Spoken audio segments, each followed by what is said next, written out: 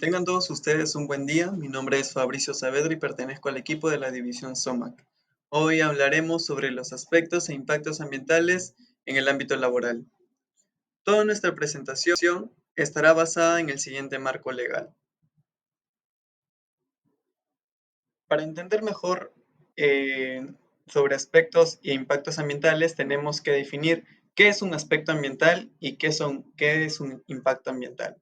Un aspecto ambiental, según la ISO 14001, son aquellas actividades que desarrolla una organización y los productos o servicios que resultan de la realización de estas tareas y que tienen la capacidad de interactuar con el medio ambiente.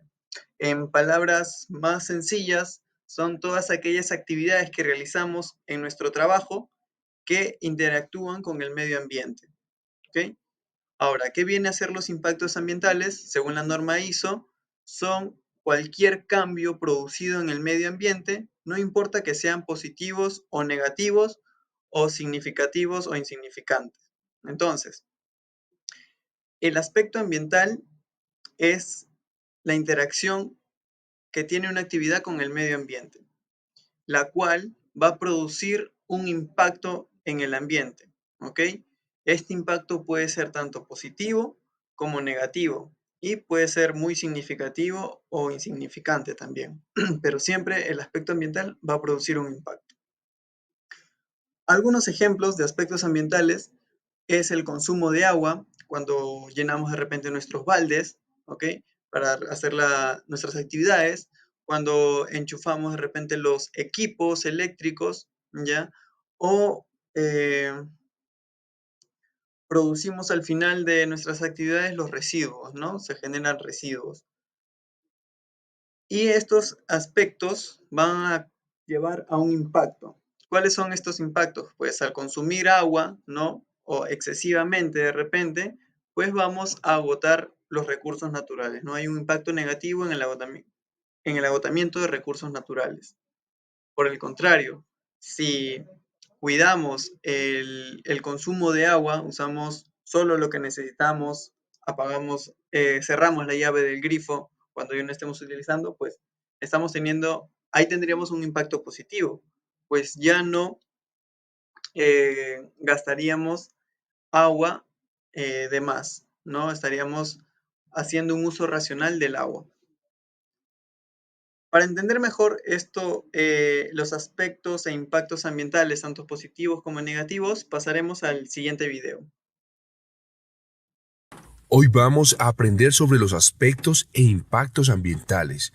Los aspectos ambientales son los elementos de las actividades, productos o servicios de una organización que puede interactuar con el medio ambiente. Y los impactos ambientales son los cambios en el medio ambiente, ya sean adversos o beneficiosos, como resultado total o parcial de los aspectos ambientales. Es decir, el aspecto ambiental es la causa y el impacto ambiental es la consecuencia. Es por eso que absolutamente todas las actividades realizadas por el hombre tienen aspectos e impactos ambientales, incluso algo tan básico como respirar. Veámoslo de otra forma. El uso de un computador para elaborar documentos es muy común hoy en día. Eso sería la actividad. El aspecto ambiental, por ejemplo, es el alto consumo de papel y el impacto ambiental o consecuencia, la deforestación o tala de árboles. Pero, ¿habrá más aspectos e impactos ambientales asociados a la elaboración de documentos? La respuesta es sí. Hay un consumo de energía eléctrica por el uso del computador e impresora, que tendría como impacto ambiental el agotamiento de los recursos naturales. Además, hay una generación de residuos peligrosos debido al uso del tóner, las tintas y en sí, la misma impresora, con varios impactos ambientales, ya que de acuerdo a cómo se dispongan estos residuos, se podría presentar una contaminación del suelo, agua, aire e incluso una afectación de los ecosistemas. Pero, así como los impactos ambientales son negativos, estos también pueden ser positivos.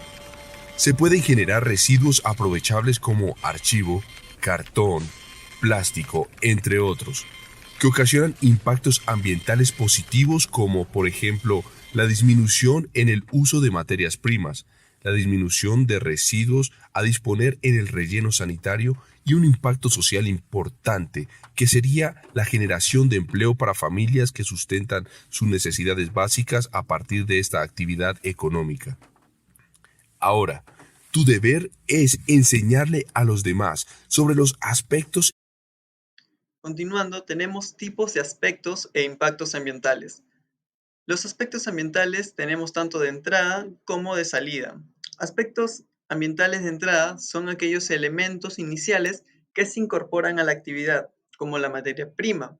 Y los aspectos de salida, pues son aquellos productos o subproductos que pueden ser significativos o no significativos. Los impactos ambientales se dividen en dos, ¿no? Impactos ambientales significativos e impactos ambientales no significativos. Los impactos ambientales significativos vienen a ser aquellos impactos que resaltan mucho en el medio ambiente, ¿no? Sus efectos son muy notorios y de repente duran por prolongado tiempo. Y tenemos impactos no significativos, que sus efectos son mínimos en el medio ambiente, ¿ok? Y duran poco tiempo, ¿no? Tienen un periodo muy corto de duración. Un ejemplo claro de la clasificación de los aspectos ambientales de entrada viene a ser el consumo de agua al inicio de nuestras actividades, ¿no? Cuando de repente vamos a realizar trapeado de piso o demás, tenemos que llevar siempre nuestros baldes de agua llenos, ¿verdad? Entonces, estaríamos consumiendo ahí una materia prima que sería el agua, ¿ok? Y un aspecto ambiental de salida sería la generación de los residuos, ¿no? De los residuos sólidos, que después de realizar toda la limpieza, todo el papeleo y demás, pues vamos a generar residuos sólidos. Entonces, cada aspecto ambiental trae un impacto ambiental positivo como un impacto ambiental negativo. Los impactos ambientales positivos van a favorecer o van a alterar al ambiente de manera favorable, ¿ok? Y los impactos ambientales negativos, pues van a alterar de forma negativa en el medio ambiente. Ejemplos de impactos ambientales positivos, pues tenemos el reciclaje, la correcta segregación de residuos, causa un impacto muy significativo en el medio ambiente, porque así evitamos que residuos de repente peligrosos lleguen al suelo y contaminen. Y también tenemos un aspecto ambiental negativo, que sería el agotamiento de recurso hídrico. Si usamos mucha agua de repente, dejamos el caño abierto y no hacemos un uso responsable del agua, pues vamos a generar este impacto negativo, ¿no? Que es el agotamiento de recursos hídricos, que es muy importante. Para identificar los aspectos e impactos ambientales, primero se debe saber qué actividades voy a realizar. En la unidad minera Constancia tenemos como actividades la perforación, voladura, minado, acarreo, chancado, molienda, entre otros. Una forma sencilla de identificar los aspectos ambientales es preguntarse ¿qué uso genero al realizar una actividad? Por ejemplo, ¿qué uso o qué genero al realizar la actividad de perforación de exploración? La respuesta sería uso el suelo para construir la plataforma en una zona natural no intervenida. Consumo combustible para usar la perforadora. Emisión de gases de combustión al usar la perforadora. Emisión de ruido al realizar la perforación. Uso materiales peligrosos para la actividad de perforación.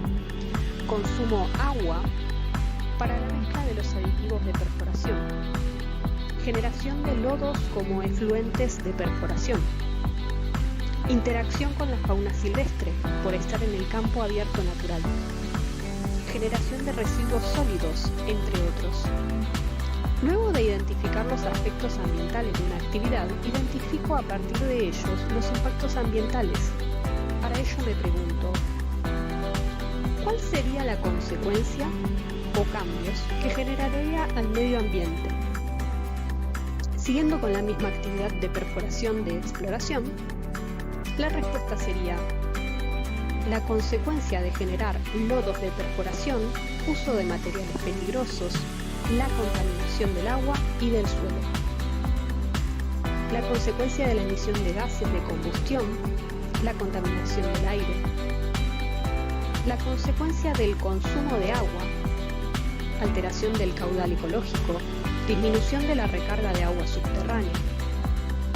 La consecuencia de uso del suelo, afectación al hábitat, pérdida de suelo orgánico, reducción de especies por desbroce de vegetación, la consecuencia de la generación de residuos sólidos, deterioro del aspecto visual, contaminación del agua, suelo y aire, la consecuencia del consumo de combustible, calentamiento global, agotamiento de los recursos.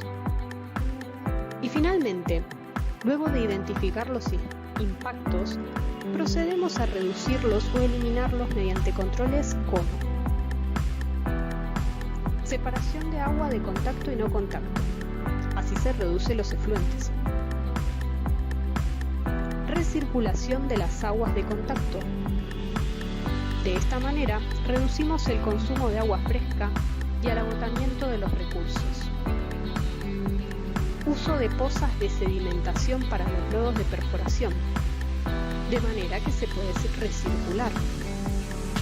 Uso de los supresores de polvo, de manera que reducimos la contaminación del aire.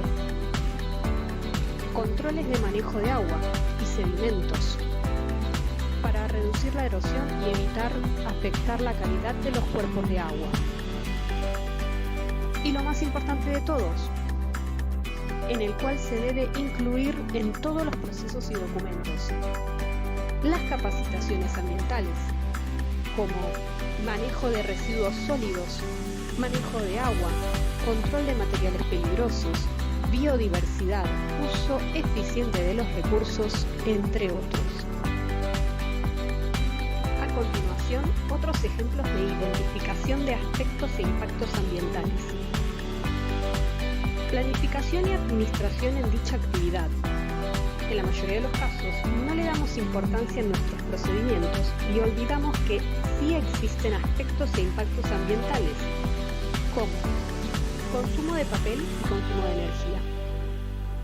Los impactos son calentamiento global, agotamiento de los recursos, movilización y desmovilización. Al igual que en el primer ejemplo, nos olvidamos que sí existen aspectos e impactos ambientales como consumo de combustible, emisión de gases de combustión, generación de polvo. Los impactos ambientales serían calentamiento global, agotamiento de los recursos, contaminación del aire. Y para terminar, un ejemplo de los controles ambientales que se identifican para el uso de combustibles y o materiales peligrosos, para así evitar las consecuencias de los derrames. Programa de mantenimiento preventivo de las máquinas y las unidades vehiculares. Uso del sistema de contención, que debe tener una capacidad del 110%. Capacitación al personal en plan de respuesta ante emergencia y control de materiales peligrosos. Checklist de preuso de equipos y unidades vehiculares. Personal mecánico permanente. Kit de emergencia para derrames.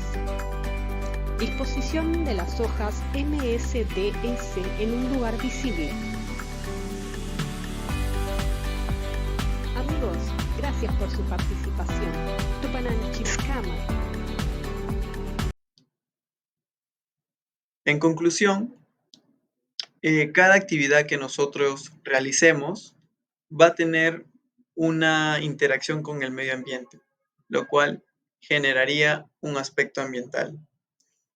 Y por lo tanto, concluiría en un impacto ambiental, ya sea positivo como negativo, ¿no? Nosotros podemos de repente tener una actividad de trapeado de pisos, ¿no? O lavado de pisos de repente. ¿Qué aspectos ambientales se podrían presentar ahí? Pues tenemos que usar agua, ¿verdad? Tenemos que de repente usar la ilustradora y estaríamos consumiendo energía. Ya, esos son aspectos ambientales. ¿Qué impactos ambientales tendrían eso? Pues de repente agotamiento de recursos hídricos, si usamos agua de manera excesiva y no responsable, ¿no? O si dejamos el equipo conectado cuando no estemos utilizando y demás, estaríamos generando de repente o ayudando al calentamiento global, ¿ok? Entonces, cada actividad que nosotros realicemos va a tener una interacción con el medio ambiente. Y a eso es a lo que nosotros llamamos aspecto ambiental. Y este aspecto ambiental va a generar un impacto, ya sea positivo como negativo. Muchas gracias por su atención prestada y recuerden que la responsabilidad ambiental es el camino hacia un futuro sostenible. Es momento de aplicar lo que hemos aprendido en esta capacitación y así contribuir a este cambio positivo. Muchas gracias.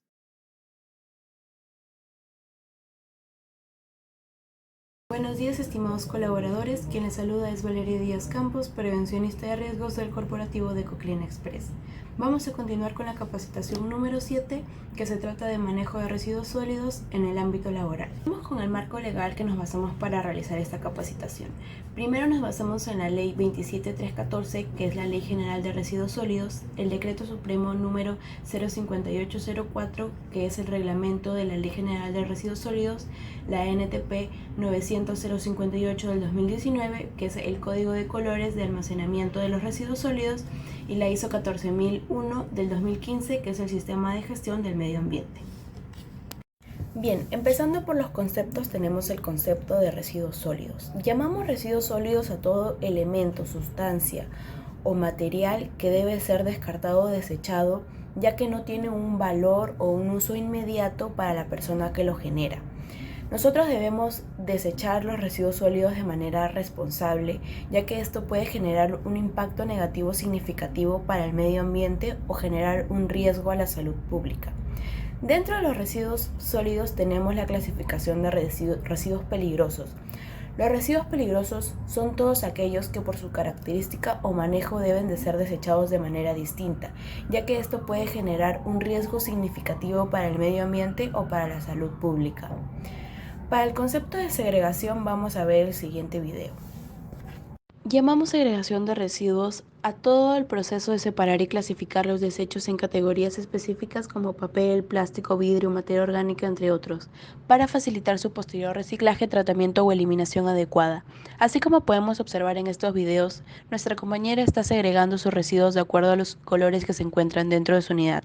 Por ejemplo, tenemos el tacho de color negro, que es para desechos no aprovechables, el tacho de color marrón, que es para materia orgánica, y el tacho de color blanco, que son para desechos aprovechables, como en este caso es el papel, plástico. Nos queda poco tiempo. La cantidad de basura que producimos es mucha y peligrosa, pues está compuesta por distintos tipos de residuos. Los residuos peligrosos son aquellos que implican un riesgo para la salud y requieren de manejo especial para reducir su impacto. Provienen de lugares que manejan material sensible, como los hospitales, la industria, la agricultura y la minería, pero también se pueden encontrar en tu casa. Mientras estos objetos funcionen correctamente, no representan un peligro directo para la salud de tu familia, pero al desecharlos, algunos de sus componentes pueden ocasionar daños en el medio ambiente y la salud. En México existen lugares donde podemos llevar nuestras pilas, aparatos electrónicos y medicamentos caducos, pero todavía no existe una forma de asegurar el buen manejo de todos los residuos peligrosos que producimos en los hogares. Por eso, es importante informarse y ser cuidadoso cuando se tira alguno de estos desechos al bote de basura. Antes de que se acabe, tómate el tiempo de separar. ¿Qué llamamos nosotros a residuos aprovechables? Es toda materia, sustancia o elemento que después de su uso ya no tiene valor, pero este puede ser reutilizado, reciclado o pasado por un proceso de reaprovechamiento para poder reincorporarlo a un proceso productivo. A continuación vamos a ver un video de cómo nosotros segregamos nuestros residuos aprovechables dentro de la oficina del corporativo de Ecoclean Express. Aquí, como podemos observar, nuestra compañera está por desechar un papel que ya no va a utilizar dentro de nuestro tacho que nosotros hemos elaborado con material reciclado. Como podemos ver, la segregación de residuos sólidos según la NTP 900-058 del 2019, los residuos se dividen entre residuos municipales y no municipales. Dentro de los residuos municipales tenemos 4 colores: el color verde, que son residuos aprovechables; el color negro, que son no aprovechables; el color marrón, que son orgánicos; y el color rojo, que son peligrosos. Dentro de los no municipales se añaden adicionalmente el color azul, que es papel y cartón; el color blanco, que es plástico; el color amarillo, que son metales; y el color gris, que son vidrios. Dentro de los tachos está el tacho de color amarillo, que es para metales. Esto contiene todo tipo de productos que contengan metal, por ejemplo pernos, alambres, mallas metálicas, entre otros, y su disposición final es en la chatarra. Luego tenemos el tacho de color verde, que es para vidrio. Ahí van todas las botellas de vidrio, lunas rotas, vidrios rotos, y su disposición final es el reciclaje. Luego tenemos el tacho de color azul, que es para papel y cartón. Aquí va todo lo que es periódicos, folletos, revistas, entre otros, y su disposición final es en el reciclaje. Luego tenemos plásticos, que aquí va todo botellas o envases de plásticos, productos de plástico, y su disposición final también es en el reciclaje. Luego tenemos el tacho de color marrón, que contiene residuos de comida, residuos de jardinería, residuos de fruta, y su disposición final es en el relleno sanitario. Luego tenemos el tacho de color rojo, que son residuos peligrosos como las pilas, pastillas vencidas, fluorescentes, entre otros, y su disposición final es en un depósito de residuos peligrosos. Luego, por último, tenemos el tacho negro, que son los residuos generales, y estos son todos envolturas, residuos de limpieza en casa, entre otros, y su disposición final es en el relleno sanitario. A consecuencia de la emergencia sanitaria que vivimos, el último año hemos desechado toneladas de mascarillas, guantes, implementos de protección, entre otros artículos hospitalarios altamente contaminantes que usamos para protegernos de los contagios del COVID-19, y esto ha generado un impacto considerable en el medio ambiente. En ese contexto, el INACAL promueve la correcta segregación de residuos sólidos a través de la norma técnica peruana 900-058-2019, que establece el código de colores de los recipientes para su correcto almacenamiento. La norma establece el uso de los tachos para el almacenamiento de los residuos sólidos a través de 4 colores: verde, para residuos aprovechables como papel, cartón, vidrio, plástico, textiles, madera, cuero, latas, entre otros. Negro, para residuos no aprovechables, como el papel metalizado, cerámicos, colillas de cigarro, papel higiénico, pañales, paños húmedos, entre otros. Marrón, para residuos orgánicos como restos de alimentos, restos de poda y hojarasca. Rojo, para desechos peligrosos y contaminantes, como pilas, lámparas, residuos hospitalarios, medicinas vencidas, entre otros. Esta norma está orientada a los ámbitos de gestión municipal y no municipal, la misma que busca promover un reciclaje eficiente y seguro de los residuos sólidos para el cuidado del medio ambiente.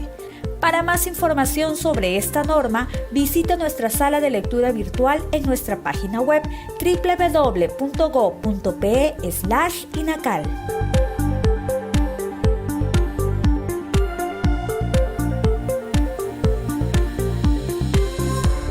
Bicentenario del Perú, 2021. Gobierno del Perú. Bien, ahora veremos las 3 R, que es reducir, reutilizar y reciclar los productos. Para ello vamos a ver un video que nos explique qué significan las 3 R y para qué es importante.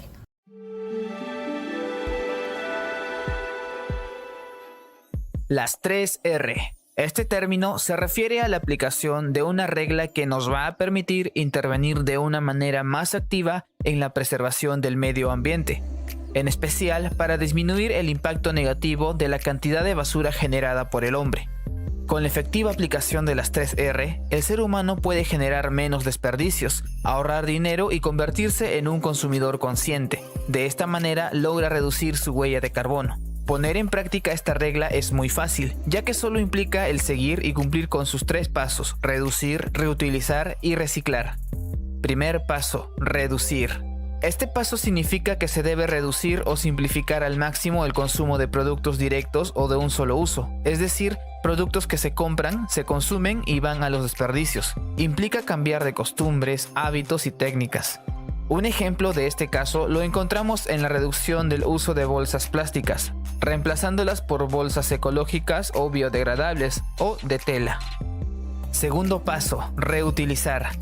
Quiere decir que se puede volver a utilizar las cosas, dándoles el mayor uso posible antes de desecharlas. De esta manera se logra reducir la cantidad de basura en los vertederos. Si observamos bien, a diario encontramos muchos productos que pueden ser reutilizados. Por ejemplo, donar calzado, libros, ropa, reutilizar maderas de tarimas y escenarios, reparar artefactos eléctricos, entre otros. Tercer paso: reciclar. Este paso consiste en llevar los materiales ya usados a atravesar procesos mediante los cuales pueden volver a ser utilizados nuevamente. Aunque exista un gasto de energía durante el proceso, se reduce a futuro la cantidad de basura. Con el reciclaje pueden aprovecharse materiales como el cartón, papel, vidrio, entre otros.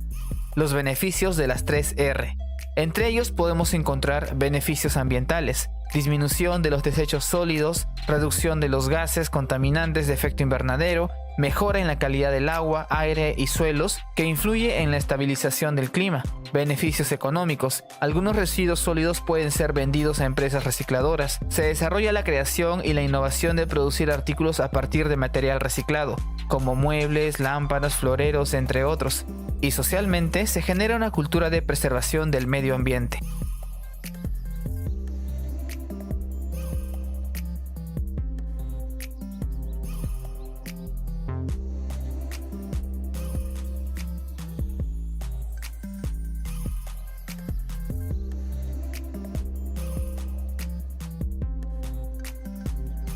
Cuando hablamos de reducir, hablamos de disminuir la cantidad de recursos que nosotros utilizamos por medio de hábitos. Aquí, como podemos observar, nuestra compañera se está lavando las manos, pero de manera responsable, ya que está reduciendo su consumo de agua, ya que a la hora de utilizar el jabón cierra el caño. Aquí podemos observar un video de nuestra compañera reutilizando un papel que ya había sido utilizado previamente para utilizarlo como bloc de notas, y esto ayuda a disminuir el consumo de papel. Ya para finalizar tenemos el reciclaje. El reciclaje se trata de recolectar, procesar y convertir materiales o desechos en nuevos productos, reduciendo así la necesidad de gastar más recursos naturales y minimizando el impacto ambiental.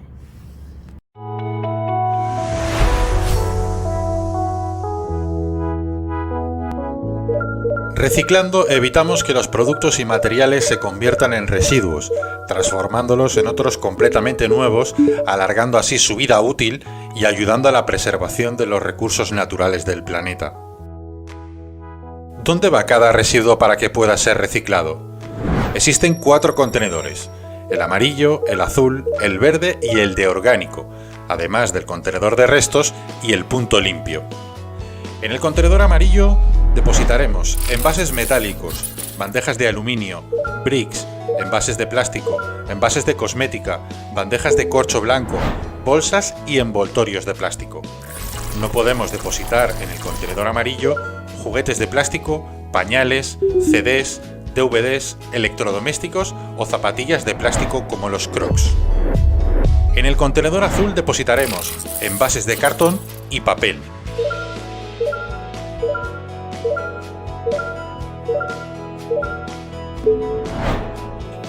No podemos depositar en el contenedor azul servilletas o pañuelos de papel usados, cartón y papel manchado de aceite, pañales o bricks, solo papel y cartón.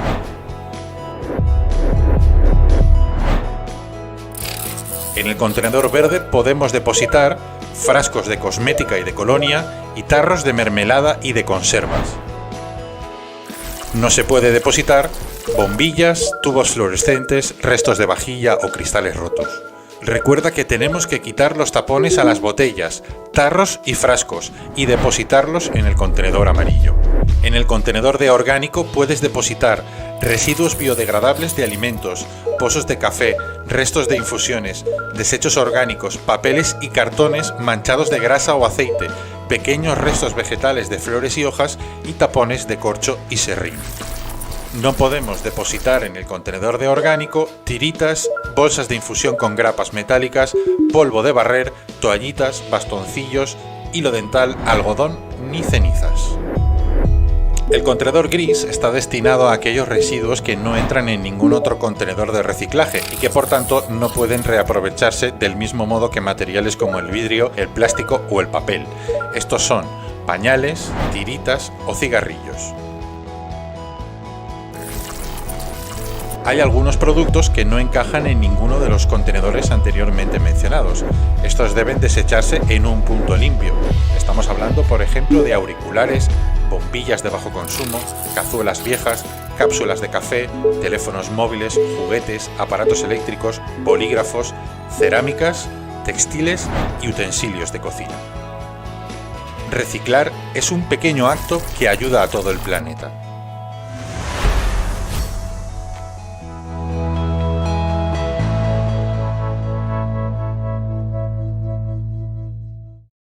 Muchas gracias por su atención y recuerden que segregar correctamente nuestros residuos nos ayudan a tener un futuro más limpio y sostenible para nuestras futuras generaciones.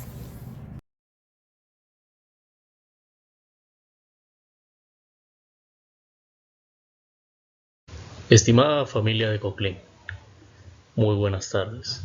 Quien les saluda es el Dr. Gonzalo Iturbe, médico de la empresa de Coclén Express. El día de hoy vamos a iniciar con la capacitación número 8 correspondiente al periodo 2023 con el tema intoxicación y envenenamiento en el ámbito laboral. Las recomendaciones básicas, el uso correcto de los EPP si estamos en alguna unidad laborando, silenciar su audio, muy importante. Dudas y consultas al final de la ponencia podemos dejar el buzón de sugerencias y comentarios y por favor respete la opinión de los demás compañeros. Objetivo general: contribuir a brindar seguridad a nuestros colaboradores, usuarios y visitantes de los establecimientos donde Decoclin Express presta servicios de limpieza de forma pública, privada o mixtos a nivel nacional, a fin de impedir que las lesiones del accidentado se agraven y permitan facilitar el proceso de intervención del paciente. Es fundamental saber que los primeros auxilios no reemplazan la atención médica profesional, pero son de suma importancia mantener a la persona accidentada de forma estable. Objetivos específicos. 1. Identificar los peligros tóxicos en el medio laboral. Número 2. Evaluar y tomar las medidas de control sobre los riesgos potenciales e inminentes en el ambiente de trabajo. Número 3. Situaciones que pongan en riesgo la integridad física de los colaboradores y por último, disminuir los casos de eventos no deseados. Recordar que toda capacitación viene acompañado de un marco legal y en este caso vamos a ver qué leyes son las que acompañan: la Ley 29783, Ley de Seguridad y Salud en el Trabajo, asimismo como sus reglamentos, la Norma Técnica de Salud 109 del MINSA, versión 1, que es la norma técnica de salud que establece la vigilancia epidemiológica, y por último la resolución ministerial 400 del 2017 MINSA, que indica la modificación de la guía práctica para el manejo de pacientes intoxicados con plomo. Vamos a ver un poco más de las definiciones. ¿Qué es intoxicación?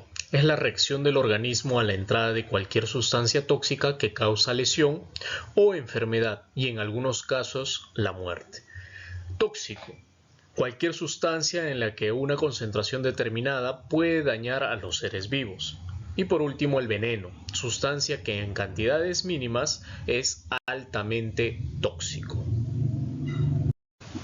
Vamos a ver un poco más de las causas base de las intoxicaciones y envenenamientos. Estos pueden presentarse debido a almacenamiento inapropiado de medicamentos y o productos químicos, utilización inadecuada de soluciones de limpieza, insecticidas, plaguicidas, cosméticos, pinturas o derivados del petróleo, dosis excesiva de medicamentos o drogas, inhalación de gases tóxicos, consumo de alimentos en descomposición o con fecha vencida, manipulación errónea o consumo de productos químicos nocivos y o venenos, ingesta de bebidas alcohólicas adulteradas o el consumo excesivo.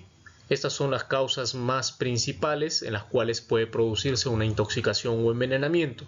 Asimismo, pueden visualizar en la diapositiva los números de emergencia externos, en este caso el 116, que es la central de emergencia de los bomberos, el 106, que es la central para directamente las ambulancias como el SAMU, y por último el 117, que es la central del sistema de transporte de salud para las ambulancias en caso de emergencia. La clasificación. Según su origen, pueden ser de origen animal, mineral, vegetal y otros. De origen mineral, como el fósforo, cianuro, el plomo, muy importante este plomo, arsénico, carbón, plaguicidas, insecticidas, derivados del petróleo. Origen animal. Productos lácteos, de mar y carnes en malas condiciones o por sensibilidad. De origen vegetal, hongos, plantas y semillas silvestres. Y la clasificación de otros indica directamente medicamentos y alcohol en cantidades mayores a las recomendadas. Seguimos todavía con el punto de las clasificaciones y esta vez según su vía de ingreso. Puede ser transcutánea, vía digestiva, vía respiratoria, vía circulatoria. Transcutánea, contacto con plaguicidas, insecticidas, herbicidas, irritantes, hongos, ácidos, etc. Vía digestiva, ingesta de alimentos en descomposición o venenos, plantas venenosas, ácidos o cáusticos y medicamentos. Vía respiratoria, inhalación de gases tóxicos como fungicidas, plaguicidas, insecticidas, humos tóxicos, pegamentos, pinturas y productos de limpieza. Vía circulatoria. Estas se componen por dos, inoculación e inyección. Cuando es inoculación por picadura o mordedura de animales como abejas, avispas, arañas o serpientes. Inyección, sobredosis de medicamentos vencidos o por hipersensibilidad a algunas sustancias. En esta diapositiva les voy a presentar un pequeño video de cómo vamos a poder clasificar las intoxicaciones, ver un poco más de ellas y asimismo saber qué hacer en caso de que tengamos algún compañero o víctima de intoxicación. Los dejo con el video.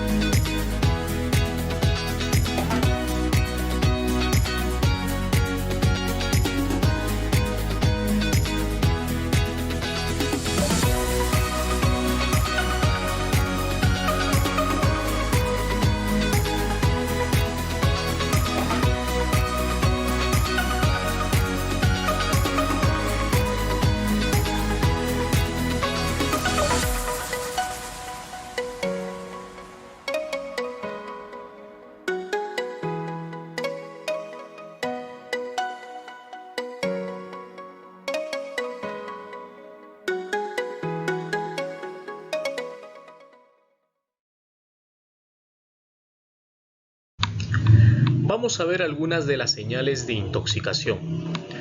Podemos enumerar alguna de ellas, como por ejemplo, alteraciones neurológicas, delirios, convulsiones, inconsciencia y coma. Otro, dificultad para respirar, vómitos, diarrea o dolores abdominales, quemaduras en los labios, lengua, piel, esto provocado principalmente por ácidos o cáusticos. Mal aliento por ingesta de sustancias minerales, pupilas dilatadas o contraídas y trastornos de la visión. Puede que el paciente o la persona o la víctima estuviera viendo doble o con manchas.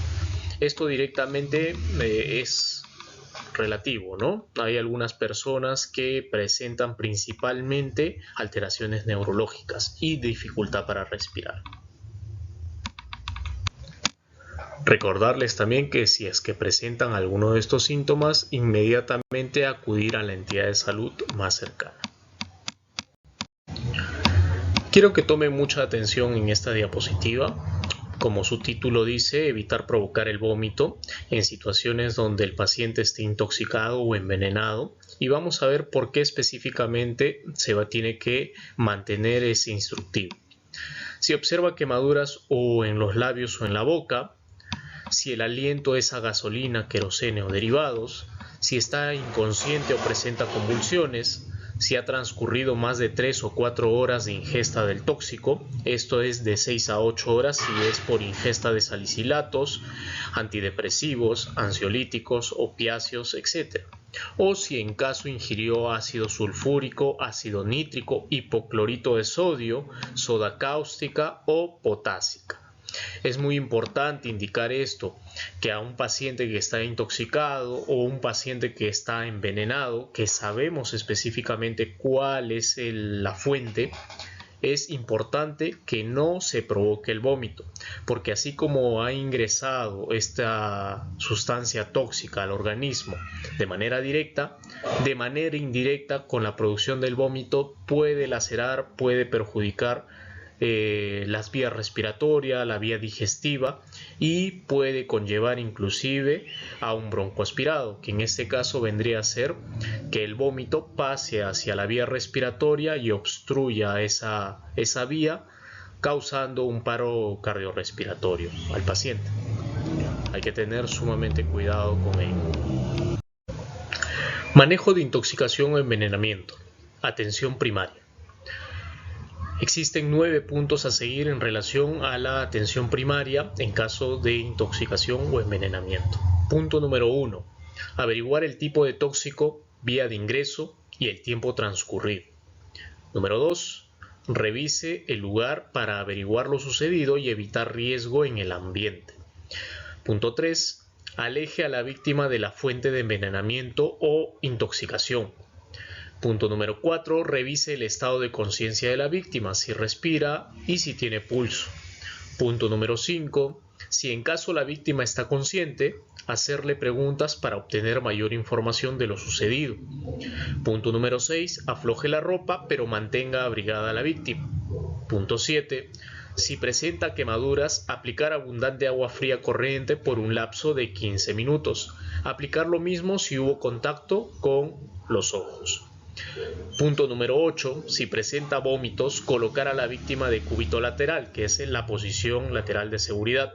Si no hay vómitos, no induzca a realizar dicha acción. Ya hemos revisado por qué no inducir al vómito a la persona o al paciente. Punto número 9. Mantenga la vía aérea libre de secreciones. Es muy importante que la vía respiratoria esté libre, así facilita que la persona o el paciente esté estable, se encuentre estable y no entre en un paro cardiorrespiratorio.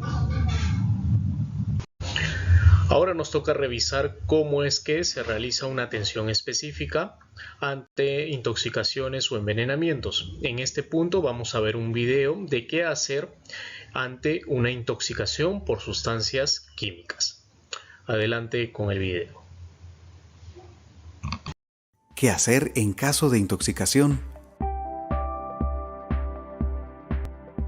Si se ha inhalado, comido o tocado algo y la persona presenta reacciones como dolor de cabeza, vómito, mareos, alteraciones cutáneas y desorientación, entre otras, puede tratarse de una intoxicación.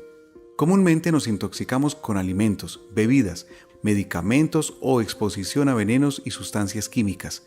Por esto, lo primero que debemos hacer es mantener la calma.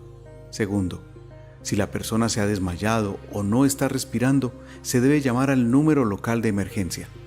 Tercero, en caso de un tóxico inhalado como el monóxido de carbono, la persona debe tomar aire fresco de inmediato. Cuarto, en caso de un tóxico en la piel, se debe retirar cualquier prenda que haya estado en contacto con el tóxico. Asimismo, la piel debe ser enjuagada con agua potable durante 15 a 20 minutos. Quinto, en caso de tóxico en los ojos, enjuagar con agua potable durante 15 a 20 minutos. Sexto, en caso de un tóxico ingerido, no consumir nada ni inducir al vómito antes de consultar al médico. Ahora ya sabes qué hacer en caso de intoxicación. Recuerda la importancia de prevenir el contacto con sustancias que puedan ser perjudiciales para tu salud o la de los demás. Espero que esta información sea de gran utilidad para ti. Recuerda, tu salud guía para estar bien.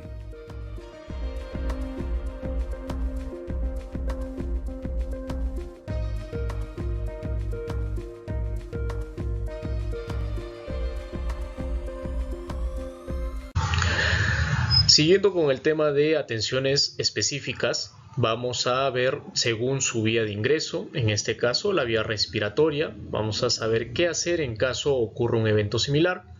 Si es posible, cierre la fuente y retire a la víctima. Abra ventanas y puertas para airear el espacio o recinto. Quitar prendas impregnadas de gases y cubrir con una manta. Prevenga o atienda el shock. Si se presenta paro respiratorio, recuerden dar RCP, ya lo hemos visto en la capacitación anterior de primeros auxilios. Evite encender lumbres o accionar cualquier interruptor eléctrico. Trasladar a un centro asistencial de salud. Para la vía transcutánea, colocarse guantes de nitrilo o vinilo, colocar a la víctima bajo un chorro de agua corriente por un lapso por lo menos de 15 a 20 minutos. Como mínimo, evitar que la piel entre en contacto con la ropa o alguna prenda de la víctima. Si existe una lesión, debe tratarse como una quemadura, mantener la vía aérea permeable o libre y trasladar a un centro asistencial de salud. En este caso es muy importante tener estas pautas para saber qué hacer en caso tengamos una intoxicación o envenenamiento, ya sea por vía respiratoria o vía transcutánea. Toca ver intoxicación o envenenamiento por vía digestiva, recordar no inducir al vómito, no dar leche o agua hasta que la situación sea valorada, controlar la vía aérea. Si la víctima presenta vómitos, colocar decúbito lateral o posición lateral de seguridad, conservar el producto responsable de la supuesta intoxicación o envenenamiento y trasladar al centro asistencial de salud a la brevedad posible. Vía circulatoria. Si se trata de una intoxicación alérgica o llamada comúnmente como rash dérmico, acudir al tópico para la valoración si es de posible el caso. Si no hubiera un tópico, trasladar a un centro asistencial de salud. Recordar que estas reacciones alérgicas en la piel o llamado rash produce mucho escozor o prurito, también enrojecimiento de la zona afectada. Se puede confundir comúnmente como una reacción a algún compuesto o intoxicación a algún compuesto, principalmente aquellos que utilizan prendas de otra valoración como que no sean de algodón o licradas, etc. Y asimismo también a algunas sustancias, alimentos o medicamentos que esta persona o víctima puede ingerir. Hay que tener mucho cuidado en la diferenciación entre un rash y una intoxicación general. Siguiendo con la atención específica, vamos a ver la vía ocular. En este caso, iniciando, es muy importante no soplar las órbitas oculares o las vías oculares, separar los párpados y lavar con agua corriente o suero fisiológico durante 15 minutos como mínimo, cubrir los ojos con gas estéril o tela limpia sin hacer mucha presión y trasladar a un centro asistencial de salud. Como pueden apreciar en la diapositiva, he colocado una imagen y una señalítica. Esta señalítica especifica la estación de lavado de ojos en casos de emergencias y la imagen es una estación móvil de lavado ocular. Principalmente estas están en las plantas industriales. Hace poco visité la unidad de Montana planta industrial que queda en Santa Anita, y ellos tienen una estación perenne en el área de laboratorio para casos de lavados oculares en caso de emergencia. ¿Qué contempla este kit de lavado ocular? Contempla una solución salina estéril de cloruro de sodio al 0.9% y esta se caracteriza por fácil extracción, uso y aplicación, sin piezas mecánicas, desechable, quiere decir un solo uso, aro de ocular de apoyo que facilita el lavado prolongado y es de flujo suave y medido. Posterior al lavado ocular, cubrir los ojos con una gasa estéril o limpia sin hacer mucha presión y trasladar a un centro de salud más cercano. Recordar que hace un tiempo tuvimos un par de casos similares que requerían un lavado ocular. Es muy importante tener en consideración estos pasos a seguir como atención específica si es que ocurriese un caso similar con alguno de sus compañeros o si es que hubiese una víctima de por medio que requiera una atención específica, ¿no? Es muy importante mantener estos pasos a seguir y asimismo también ayudar a quien lo necesita. Intoxicación por alcoholes. Debido al consumo de productos que contienen alcohol. Los síntomas más frecuentes son alteraciones del sistema nervioso central, en el habla, en la marcha, visión y los reflejos. Náuseas, mareos, vómitos. Principalmente causa una euforia inicial, seguida de un cuadro depresivo central, llamado también algunas veces puede ingresar a un shock o un coma. Uno de los puntos a considerar es evitar la broncoaspiración del vómito. Es muy frecuente que las personas que están intoxicadas debido al alcohol presenten náuseas y vómitos. Y en este punto, en algunos casos, las personas están inconscientes, las víctimas están inconscientes. Siempre es recomendable colocar al paciente o a la víctima de cúbito lateral o posición lateral de seguridad para evitar la broncoaspiración que ya les había comentado anteriormente. La broncoaspiración del vómito, que quiere decir que pase de la vía digestiva el vómito a la vía aérea y cause una obstrucción directa. Punto número 2, vigilar la permeabilidad de la vía aérea. Bueno, esto viene en conjugación con evitar la broncoaspiración. Y por último, trasladar a un centro asistencial de salud lo más rápido posible. Intoxicación por monóxido de carbono. Vamos a ver algunos puntos en relación a la intoxicación por este agente.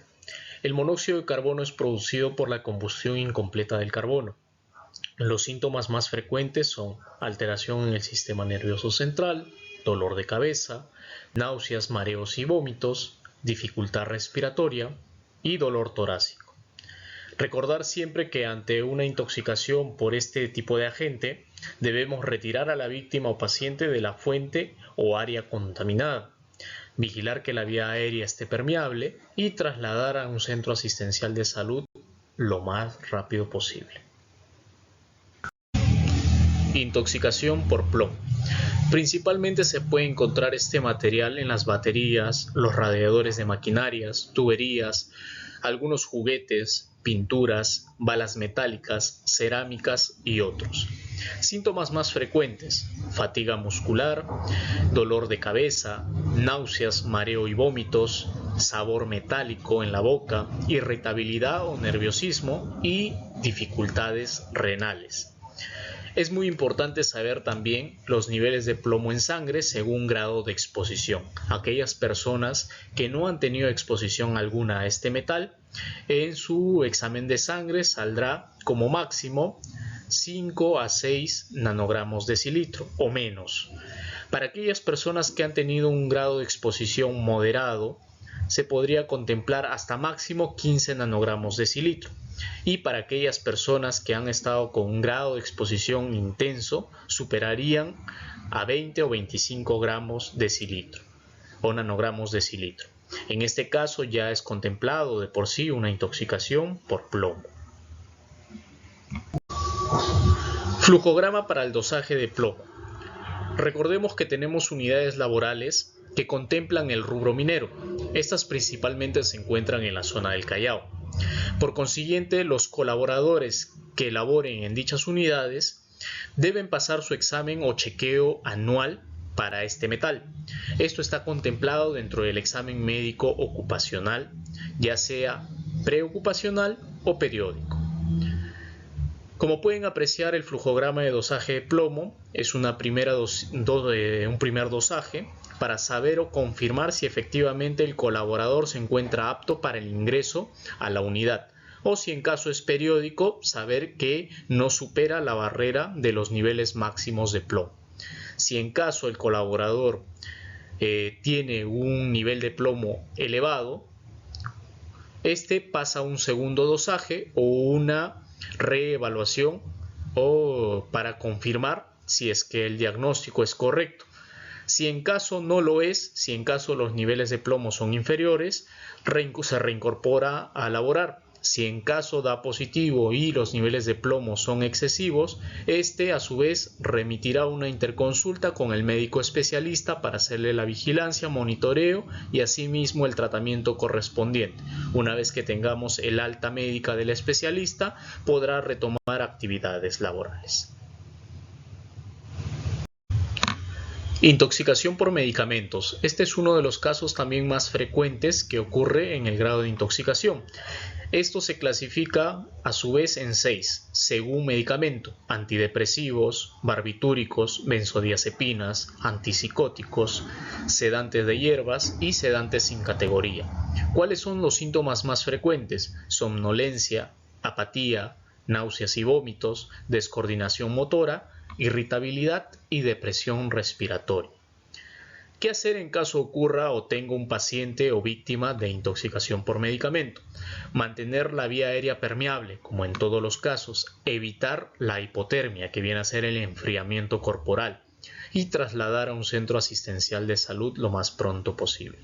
Recordar que si tenemos una víctima de intoxicación por medicamentos, como en todos los casos, evitar que se realice o que se exhorte al vómito. Otro de los grados de intoxicación o envenenamiento son las picaduras o mordeduras por animales. En este caso vamos a ver la picadura de abeja. Las reacciones alérgicas a las picaduras de abeja suelen ser más graves en los adultos que en los niños.